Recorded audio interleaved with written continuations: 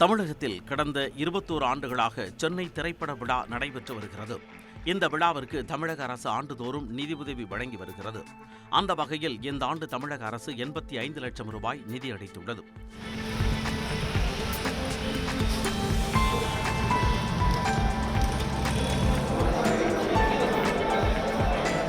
சென்னை திரைப்பட விழா என்றாலே சில ஆண்டுகளுக்கு முன்பு வரை கலை நிகழ்ச்சி, முன்னணி நட்சத்திரங்களின் வருகை என கோலாகலமாக தொடங்கும்.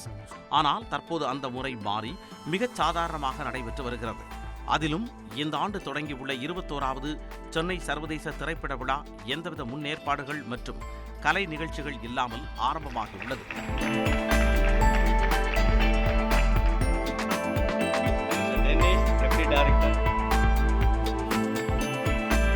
அதுவும் தமிழ் திரையுலகைச் சேர்ந்த முன்னணி நட்சத்திரங்கள் கூட இந்த விழாவில் கலந்து கொள்ளவில்லை. மேலும் அரசு சார்பிலும் யாரும் பங்கேற்கவில்லை.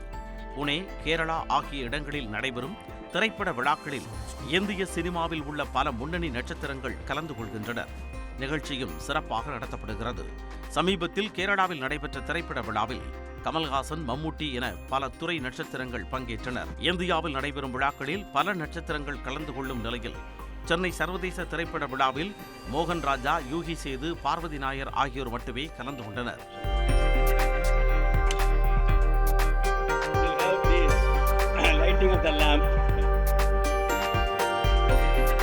சென்னை சர்வதேச திரைப்பட விழாவில் முன்னணி நட்சத்திரங்கள் கலந்து கொள்ளாததற்கு நிகழ்ச்சி ஏற்பாட்டாளர்களும் குழப்பங்களுமே காரணம் என விமர்சகர்கள் குற்றம் சாட்டுகின்றனர்.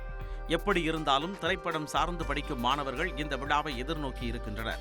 ஆனால் அவர்களுக்கு சரியான வசதிகளும் ஏற்படுத்தி கொடுப்பதில்லை என கூறப்படுகிறது.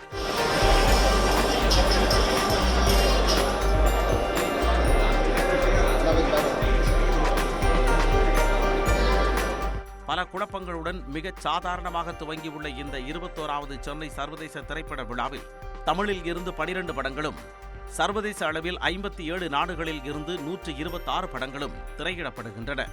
அதில் முதல் 3 படங்களுக்கு பரிசுகள் வழங்கப்பட உள்ளன. நியூஸ் 18 தமிழ்நாடு தொலைக்காட்சி செய்திகளுக்காக ஒளிப்பதிவாளர் சேகருடன் செந்தில் ராஜா.